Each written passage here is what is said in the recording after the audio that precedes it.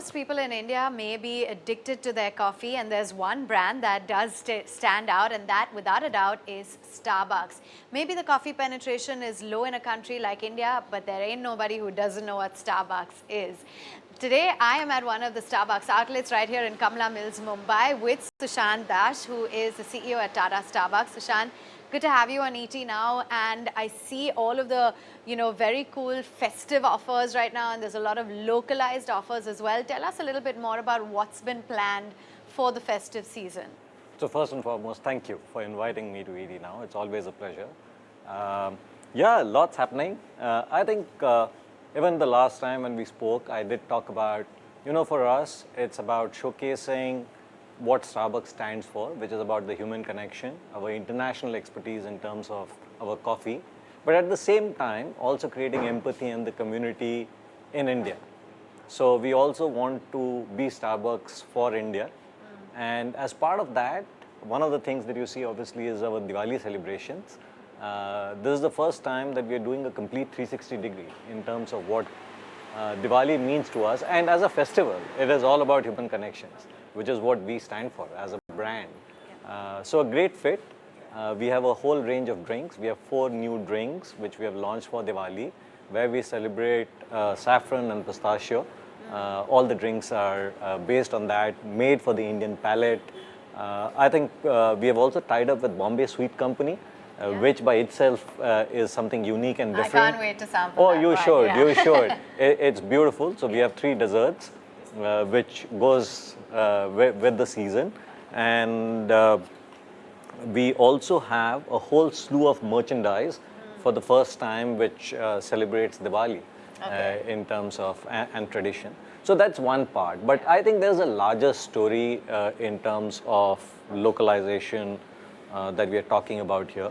But as I said, it's not just about localization, it's about a mix. Sure. And I think that's what we stand for. Yeah. And I spot that, a classic coffee inspired by and for India starting at 150. Now, that's not the traditional price that you associate Starbucks with. So is it this conscious effort that you guys are taking when it comes to sort of, I wouldn't say rebranding, but really focusing on more localization as an effort? Is that something that's going to be a key strategy? I think we have always been about that. If you actually look at it, we launched the India Estate Blend in 2013 to celebrate our first anniversary in the country. The Diwali blend is in its 5th year now. In terms of a food, we have always talked about localization, regional food. So I don't think it's about saying that we are rebranding. I think we will stand for what the brand is all about. As I keep saying, it's about human connections. And if here we need to make certain changes or imbibe some of the cultural nuances to connect with our consumers more, we will do it. Classic is an interesting story.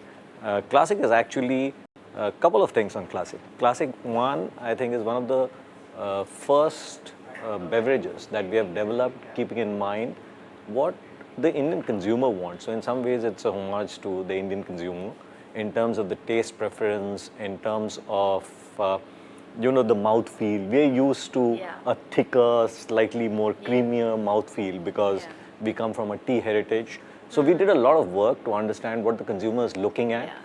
For example, the cold one is not blended ice. Because again, in India, we are not used to blended ice as much as we are to cubed ice. So those are some of the things that we have taken care of in Classic. And that's actually in some ways also our attempt to get more people to convert towards coffee. Because it is meant for the Indian palate. And hence the price point, where we reduce risk. So.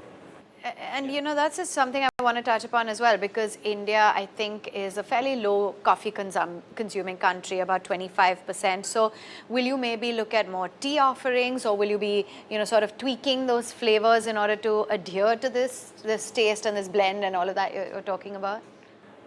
So no, we will remain about coffee. We are a coffee brand and we are a coffee company, and we will remain that. But I think while you're right that we are still a very low penetrated coffee market, it also gives us the headroom to grow, and that's what this game is all about. It's about category creation. I think we are growing at a very fast rate in terms of both the cafe market and in terms of coffee penetration. It's growing double digit. It's 12% CAGR that we are seeing already. And even if you look at projection, with the growing economy and with the growing adoption amongst women, amongst the younger generation. Gen Z. Gen Z. Yeah. So the demographic dividend is also in our favor. Yeah. So I think coffee is the way to go. Yeah. We will also have some tea, which we have always done, because when there are larger groups that come, there might be people who don't have coffee and we need to cater to them. Yeah. But overall, coffee is where it will be. Okay, coffee is where it will be, and maybe you'll grab a coffee, as will I, so we'll just head over there Yeah, and sure. have a nice seat.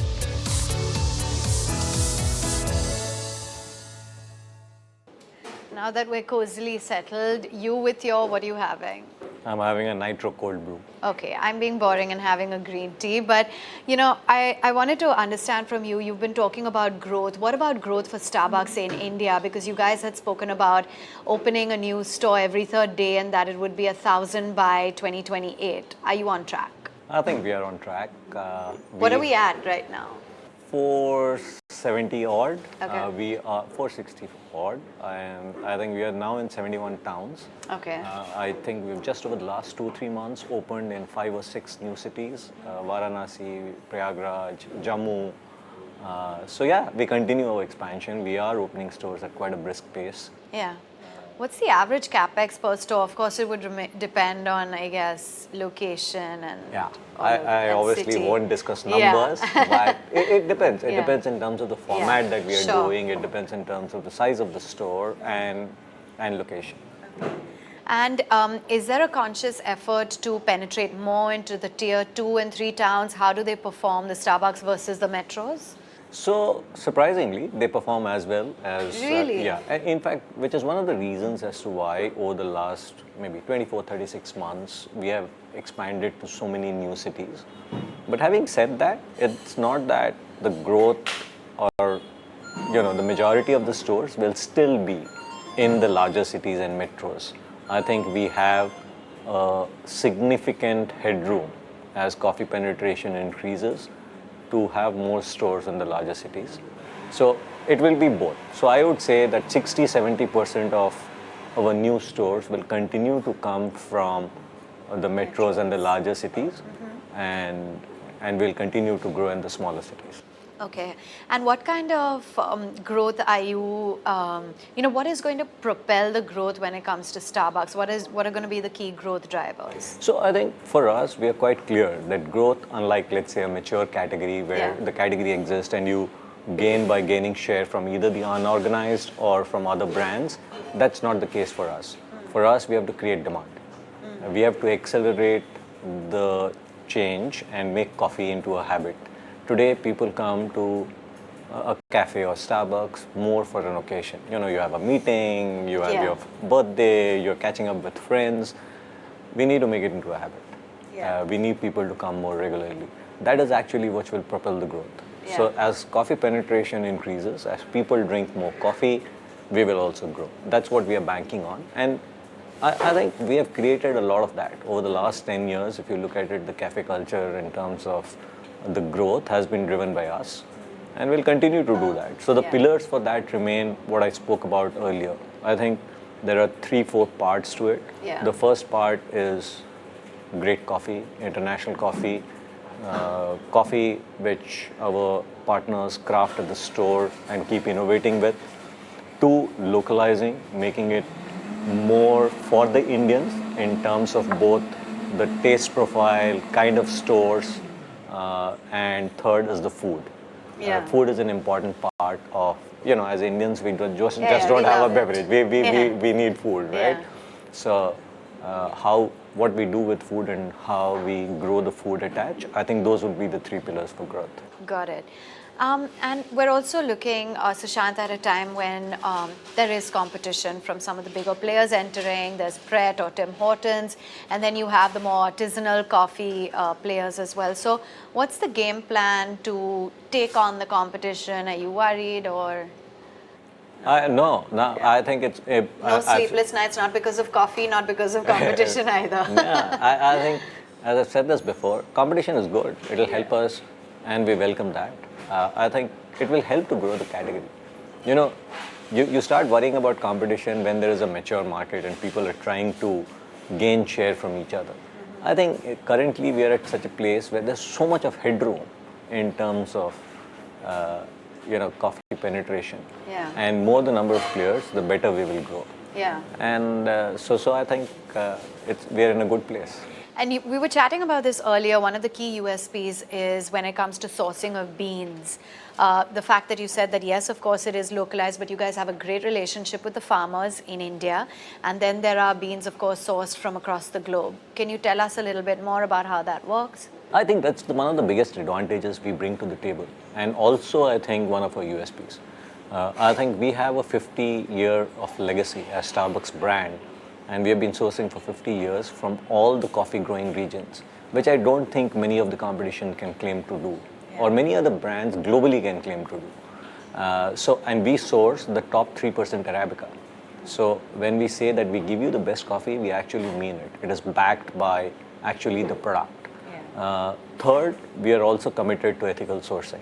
As I said, when we source coffee, we ensure that there is traceability right back to the farmer, and that we know that the farmer has been paid the fair price. Otherwise, we do not source our coffee from a source where we cannot trace it back. So those are plus in terms of the investment that we are making to sustainability, in terms of water, in terms of better varietals of coffee. So I think that brings to the table a lot of advantages, as also to the consumers in terms of the coffee that we give them. There's also that concern with respect to, just the sector as a whole, these inflationary pressures, etc. Is that a bit worrying, or what are you guys doing to alleviate concerns when it comes to inflation and costs going up? So inflation is, I think, in some ways a constant, right? And mainly if you're operating in the Indian environment, we have always seen food inflation. We have seen inflation for our products, but I think we have managed to keep our costs under control. We have optimized a lot, and as we grow in size, we obviously get the economies of scale. So as you just pointed out, Classic is at around 150. So in terms of price point, I think we are being more aggressive rather than. So I think we are managing the back end well. And you'll continue with that sort of a strategy? I think that's what we'll do. I know you're not going to divulge numbers, but there have been concerns with, that losses have been higher. If you can tell me what steps you guys are taking to mitigate that. As I said, it's always about, and it's got to do with the overall strategy. The overall strategy is profitable growth. It is about expansion. And when I say profitable growth, we obviously, while we grow, while we invest behind the brand, and when you're opening 100 plus stores, there is a lot of investment that is going in because of the capex, in terms of people, in terms of training. But we've also, as I said, optimized a lot in terms of the back end, in terms of the COGS, and that's giving us benefits. That's also helping us to invest and give us the confidence that we can make it into a profitable business. Okay. And, any rumors about Starbucks leaving and nothing, right? You guys are very much here, growing, and that's businesses. I have no idea where those rumors come from, but we are very much here, and we are very much committed to the market, and we are very much on track to what we said we'll do, which is expansion, and bring the Starbucks experience to our consumers. You said people come here for occasions, but from what I'm looking like, there's just a bunch of people who've come here sitting on their laptops or their phones, and they're enjoying their coffee. So I think that's a great sign as well. And you guys have undertaken these very localized offerings as well in Delhi. Tell us a little bit more. I believe there's that one super localized spot you guys have. It's not super local. So what we call them are the experiential stores. Yeah, experiential. Sorry, I meant to say We have opened 2 stores. The first 2, we have opened one in Delhi in Punjabi Bagh, and we have opened the second one in this building called the Dhanraj Mahal near Kolaba. Beautiful locations, both of them. The idea here is to showcase 2 things. One, in terms of our coffee credentials and as to how coffee forward we can be. in many ways. So if you go to these stores, you actually have a choice of choosing your espresso beans from 6 different beans from different origins, which no one else offers, right? When you ask for a cappuccino or a latte, you have a standard roast. But in these stores, you can actually, as a consumer, choose. We try to showcase a lot more of various brewing methods so that you get to understand that even with the same beans, there can be different taste profiles. So one is the coffee forward nature. The second thing that we're trying to do in these experiential stores is showcase also some ways the Indian taste profile and our coffee expertise. So we have actually done a lot of interesting new creative drinks. For example, we have a black palm jaggery, which we have sourced from Maharashtra, an organic jaggery, and we have a latte made with that. We have a Malabar coconut cream latte. We have a chili Peru cold brew. So there are a lot of, there is a Sikanji cold brew.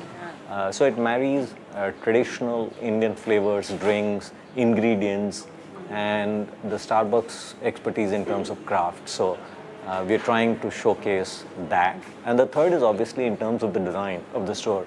So if you go to the Dhanraj store, that's a beautiful art deco building, and the inside of the store reflects that in terms of the design. So in some ways, it's again part of a larger storytelling of being the international brand, international expertise, coffee expertise, but marrying it with the local ethos and culture. And there's a lot of merchandise as well that I spot all around, these very cool tumblers and bottles and coffee cups.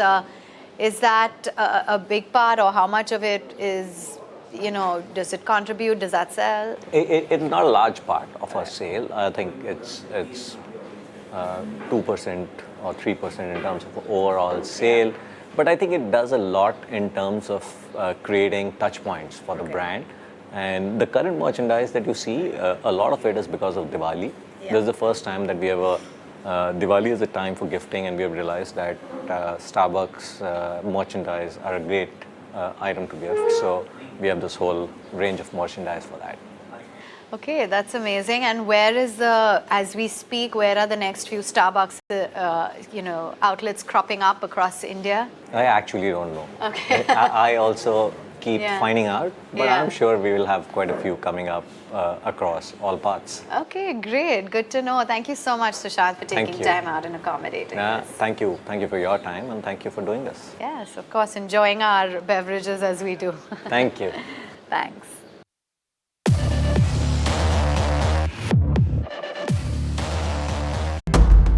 There comes a time when your heart calls for you to arise.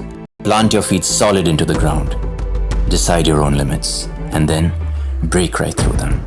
Become something more. It's my time to rise.